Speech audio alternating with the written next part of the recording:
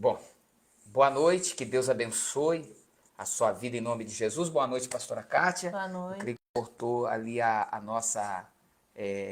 o nosso vídeo e nós estamos aqui agora de volta com vocês para, primeiramente, desejar a todas as mães nesse dia de hoje um feliz Dia das Mães, né? Tivemos um dia muito especial aqui com a Kátia, que é mãe, né, do nosso filho que está ali, que é o Juan, e tivemos a presença da minha mãe também, e foi maravilhoso, né? Comemos uma moqueca, que não sei se era capixaba, Baiana. se era baiana, estava entre uma coisa e outra, mas estava muito gostosa, né?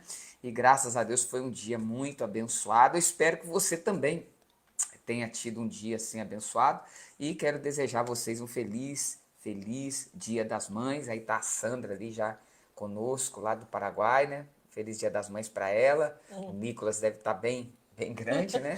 Bem grande. Tantos anos já que nós saímos aí do Paraguai, quase 5 anos, né? Bom, e eu queria ser muito breve nessa nossa introdução, para que a gente possa falar uma palavra, pregar uma palavra para você, fazer uma oração pela sua vida, tá? Eu sei que nos dias que nós vivemos hoje, são dias aonde o que está em moda são os vídeos curtos, tudo é curto, ninguém tem paciência para ouvir por muito tempo, né? Tudo é muito rápido. Porém, a dona Felícia aí também, um abraço, dona Oi, dona Felícia. Felícia. E eu sei, porém, que a palavra de Deus, querido, para a palavra de Deus, nós acreditamos que é necessário dedicar um tempo muito maior da nossa vida, tá? Então, muitas vezes com aqueles vídeos curtinhos, que vai acostumando a mente das pessoas, né, do ser humano, a só coisas curtinhas e A rápidas gente nem presta atenção, né? que nem presta atenção e que toma mais tempo do que tudo, né? Porque É. se você vai somando aqueles vídeos curtinhos, no final a pessoa passa 1 hora, 2 horas, 3 horas, 4 horas ali, fácil, ela nem percebe, né? E quando se trata da palavra, nós precisamos estar concentrados na palavra de Deus. Então, queria que você se concentrasse para ouvir uma palavra que pode salvar a sua vida, que vai te abençoar, que certamente vai te abençoar, tá bom? Eu vou pedir, se você tem a sua Bíblia aí, inclusive, eu quero até lembrar que todo domingo nós vamos estar fazendo esse momento de oração com você, tá? É algo que nós já fazemos aqui em casa há muito tempo, todo domingo, só não era nesse horário fixo, mas todo domingo nós temos um momento de reunião com a família para poder ali meditar na palavra de Deus.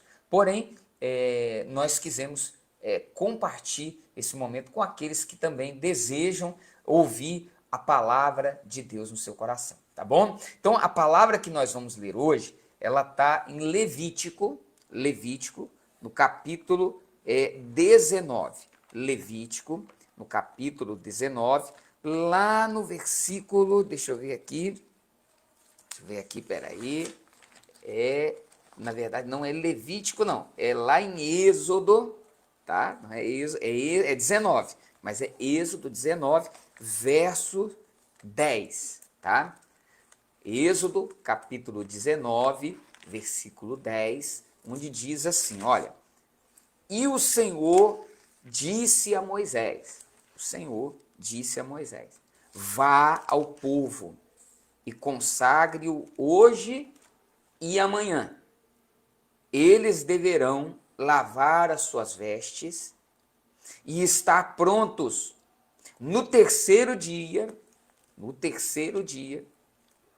porque nesse dia o Senhor descerá sobre o monte Sinai, à vista de todo o povo. Verso 11, né? Está prontos no terceiro dia, porque nesse dia, ou seja, o terceiro dia, o Senhor descerá sobre o monte Sinai, à vista de todo o povo. Então Deus foi lá, falou com o Moisés assim, olha, ô Moisés, você prepara o povo.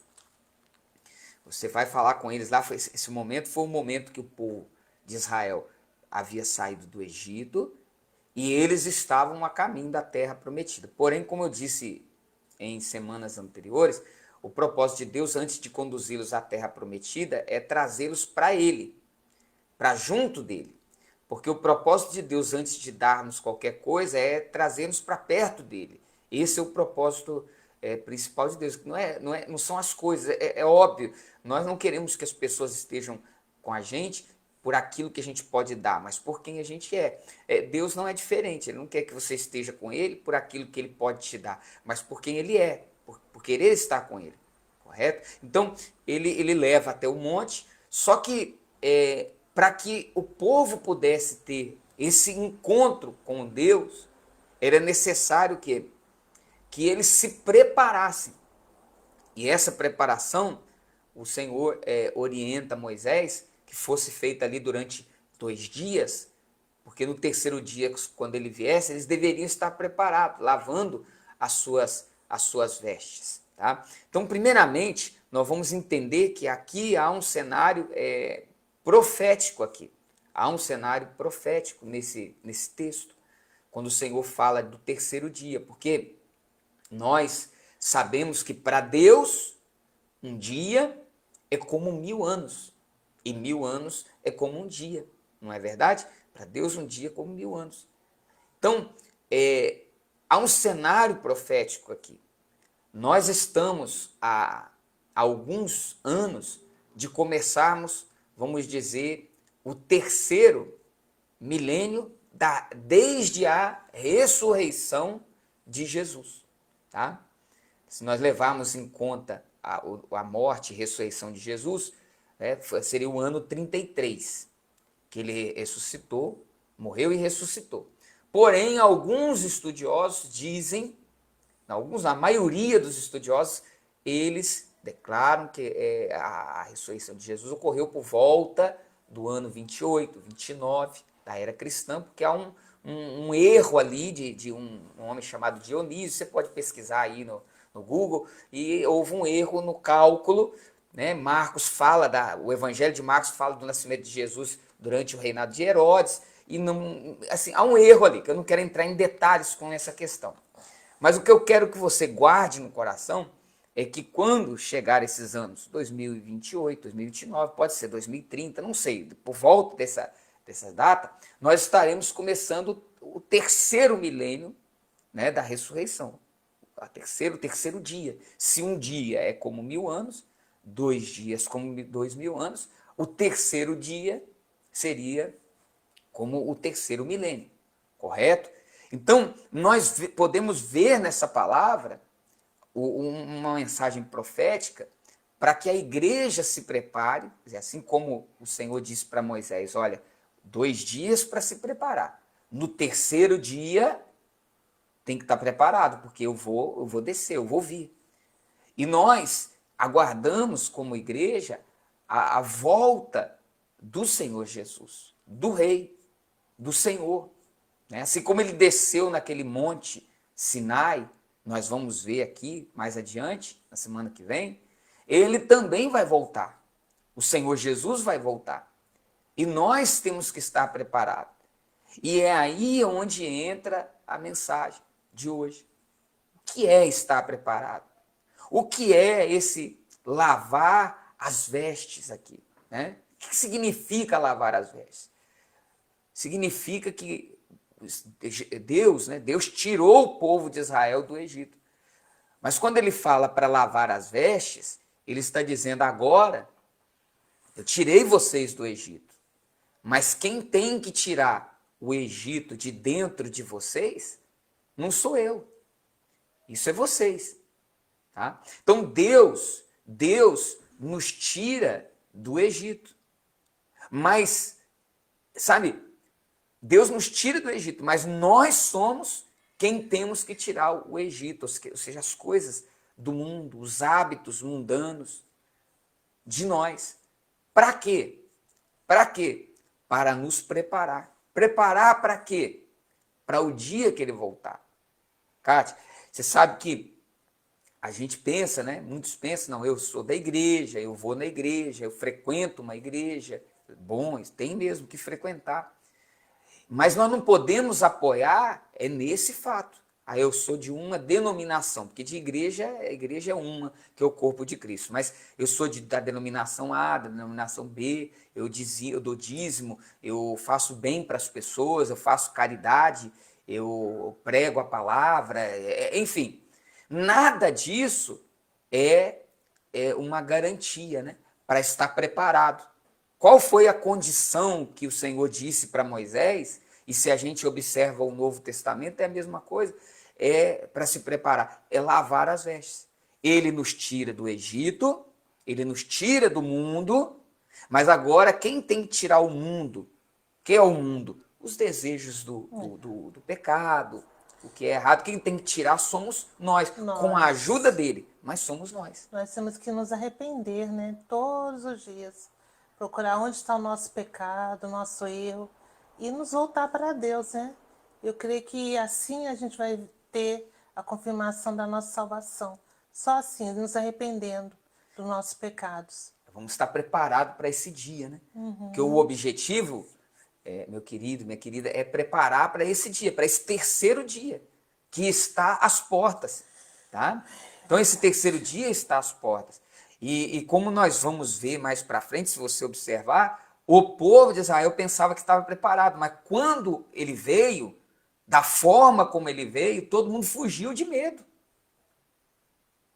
O pensamento que eu tenho que ter, que nós temos que ter, todos nós precisamos ter, o pensamento é esse, que a gente não esteja enganado, pensando que está preparado e quando vier, fugir de medo. Imagine isso. Mas por que eles fugiram com medo?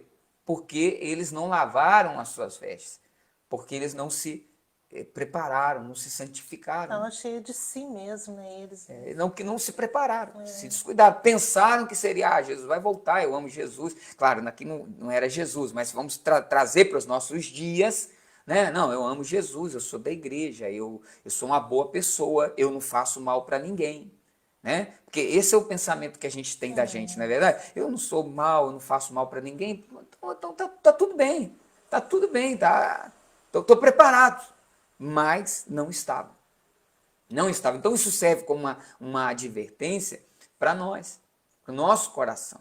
Quando você lê, por exemplo, lá, para a gente aprofundar um pouquinho mais no assunto, você vai lá em Tessalonicenses, no capítulo 4, 1 Tessalonicenses capítulo 4, lá no versículo, deixa eu ver aqui, versículo 3, olha só. Capítulo 4, versículo 3, 1 Tessalonicenses.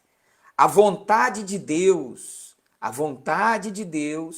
é que vocês sejam santificados. Abstenham-se da imoralidade sexual.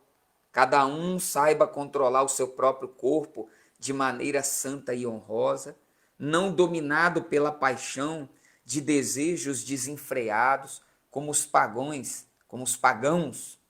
que desconhecem a Deus. Neste assunto, ninguém prejudique seu irmão, nem dele se aproveite. O Senhor castigará todas essas práticas, como já dissemos e asseguramos, porque Deus não nos chamou para a impureza, mas para a santidade. Até aqui, ó. Então quer dizer, olha aí, ele diz, a vontade de Deus é que vocês sejam santificados, que vocês se abstenham. Abster-se é, vocês fujam, vocês deixem a imoralidade sexual, cada um saiba controlar o seu próprio corpo de maneira santa e honrosa. Ele está falando de uma responsabilidade que é nossa, que não é Deus que vai fazer, sou eu que tenho que fazer. Então há uma parte que é Deus que faz, quando Deus nos tira do Egito, do mundo, e há uma parte que nós fazemos com a ajuda dele, porque sozinho nós não podemos fazer. O que acontece? Quando eu tento fazer sozinho, eu caio no erro, no primeiro erro. Eu tento fazer sozinho, eu penso que eu posso fazer sem a graça de Deus, sem a graça dele, sem... O que é a graça? É esse poder que ele me dá para fazer a vontade dele, porque eu não posso fazer a vontade de Deus. Eu não tenho capacidade em mim de fazer a vontade de Deus. Eu não tenho. Nenhum ser humano tem. Ele precisa de algo chamado graça. A graça de Deus me capacita para fazer o que Ele quer. Então, Ele me dá a graça para que eu faça e eu preciso fazer a minha parte. Eu preciso querer tirar essas coisas da minha vida, tirar a imoralidade, tirar o que é errado da minha vida, viver uma vida diferente, né? Então, para que eu possa me preparar para esse momento, quando ele virá ao terceiro dia, tá? Então, nós não podemos cair no erro, muitas pessoas caem no erro daquela santidade, a santidade aparente, porque quando a pessoa tenta fazer, quando eu tento fazer as coisas sem a graça de Deus, então eu me torno um santo de aparência. Para todo mundo eu sou santo, mas lá no coração está tudo errado. É aquela pessoa que até tem uma vestimenta adequada, veste a saia até o tornozelo, mas lá no coração ela tem pecado, tem mágoa, ressentimento, tem a impureza, tem o olhar lascivo, enfim. Entendeu? Então, ela tem a aparência, mas não tem a essência. Por quê? Porque ela está tentando fazer com a sua própria força, sem graça, sem a graça, poder que Deus nos dá para fazer. Então fica uma coisa aparente que vai gerando até um orgulho espiritual. E uma cegueira espiritual também. A pessoa fica cega, porque ela até pensa que tá fazendo direitinho, tudo direitinho, e não está. Isso é um grande perigo. Porque o perigo do engano é o maior perigo dos nossos dias, de enganar a gente mesmo. Tá? E o outro perigo é o contrário, é a carnalidade. É que a pessoa quando ela está numa denominação, ou quando ela crê na palavra de Deus, mas ela faz tudo o que todo mundo faz. Ela vive a vida dela como todo mundo vive. Né? Então, quer dizer, por quê? Porque não, isso aí não tem nada a ver, não. Você pode. Ah, pode. Isso aqui pode. Porque não tem nada a ver, não. Até o meu pastor faz também assim. É assim. Então, a carnalidade já é o outro extremo. Tem aquela que é a santidade de aparência e tem aquela que é a carnalidade pura. Que hoje tem também muito. Todo lugar. Então, cristãos que cantam louvor, mas fala palavrão, fala muito, assim, vive na mentira, no engano. Então, essa é a carnalidade. Nós temos que procurar esse meio termo e depender da graça de Deus para podermos viver, lavar as nossas vestes, preparando-nos para a volta dele. E ele quer que a gente faça isso, Kátia, como era no passado, né? Você sabe como era no passado com as mulheres, quando elas eram escolhidas, né, para ser a esposa do rei, para elas isso era uma honra, né? Era uma honra. Elas eram preparadas para esse momento, né? Tem até o caso de Esther, né? Então a mulher ela se preparava, a jovem queria ser escolhida, porque ela queria desfrutar da intimidade com o rei, e quando ela era escolhida, ela era separada, levada para o castelo, e ia ficando lá, né? Sendo preparadas. Isso, ela vivia uma vida até, muitas vezes, até de sacrifício. É verdade. Mas era o sacrifício que trazia prazer, por quê? Porque ela queria desfrutar dessa intimidade com o rei. Uhum. Assim como nós hoje. Não deve ser um sacrifício doloroso, se isolar, ser diferente do mundo. Não, deve ser um sacrifício prazeroso com o propósito de desfrutar de uma futura comunhão com o rei, né? Quer dizer, no momento a gente já desfruta, mas da volta dele, a preparação da noiva, que é a igreja, para estar com ele, com o Senhor. Ele. Né? É o que nós queremos, né? É o que devemos querer. Nós queremos que devemos querer, né? É isso que você deve querer, que eu devo querer. E é isso que vai nos fortalecer para viver de forma correta, como tem que ser, amigo, meu irmão, minha irmã. Tá bom? Então eu quero deixar essa mensagem, sabe? Porque a coisa mais importante é nós falarmos. Eu preciso dessa palavra. Eu não sei você. Agora eu preciso ouvir isso todos os dias. São palavras que eu, cristiano, eu preciso ouvir isso. Sabe por que eu preciso ouvir isso? Porque se eu não ouço isso, eu me descuido. eu relaxo, eu não estou falando de você, eu estou falando de mim, eu relaxo, acaba relaxando, acaba vivendo a Deixa vida. pra lá, né? Outro dia eu oro, outro dia eu É, leio a não, Bíblia. e não somente isso, do orar, do ler a Bíblia, não, mas do também Também. entrar para a carnalidade, para o que é É, errado. Então, exatamente. essas palavras, elas me ajudam a alinhar a minha vida, a lavar as minhas vestes, pois senão ela vai sujando. Eu estou falando de mim, as minhas vestes vão se sujando. Então, eu quero deixar essa mensagem com você e nós vamos orar agora, tá? Vamos orar por você, vamos pedir a Deus que nos abençoe, vamos adorar a Deus, tá? E guarda essa mensagem no coração e lembrando que no domingo nós vamos estar aqui às 8 horas da noite, tá bom? Com esse vídeo aqui, tá bom? Vamos orar? Bom, feche os seus olhos se você pode, né?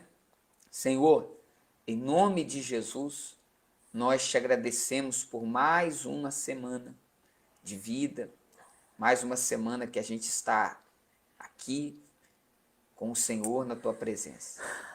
Nós te pedimos, sim, perdoa os nossos pecados. Nós queremos, Pai, queremos te pedir para que o Senhor venha nos perdoar, nos lavar. Nós queremos lavar as nossas vestes, Pai. Queremos lavar as nossas vestes. Estar preparados para aquele dia, o dia que o Senhor voltará.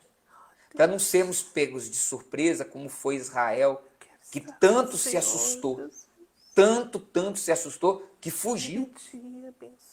Sabemos que o dia que muitas vezes, Senhor, nós como cristãos imaginamos o dia do Senhor, a vinda do Senhor, como um dia só de coisas boas, mas não. Vai ser um dia maravilhoso, mas vai ser um dia de terror para as nações e para tantos que pensavam estar preparados, que fugirão da tua presença. Senhor, nos livra, Senhor, nos guarda. Coloca o temor do Senhor no nosso coração.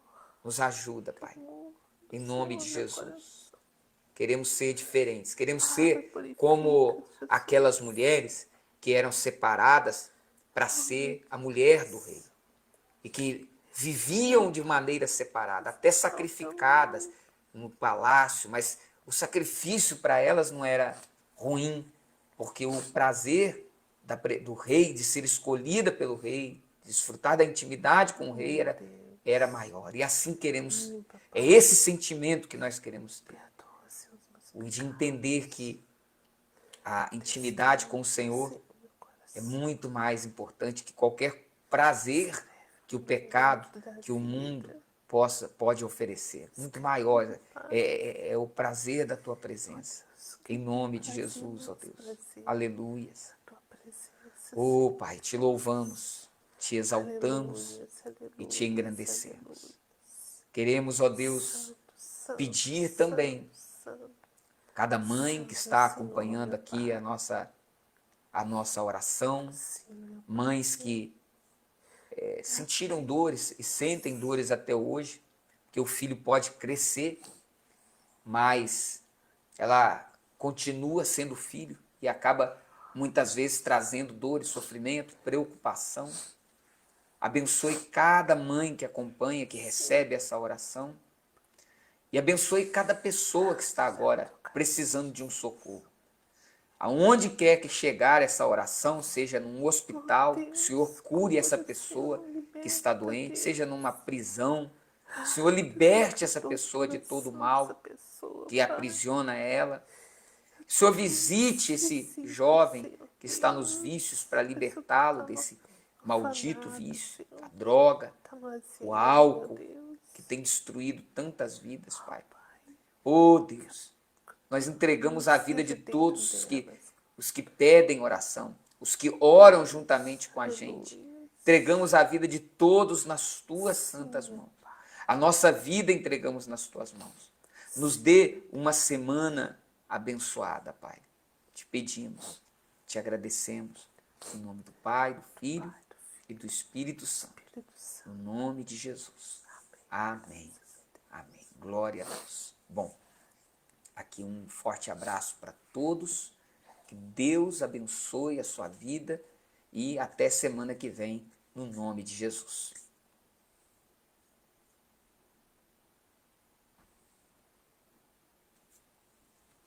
Acabou?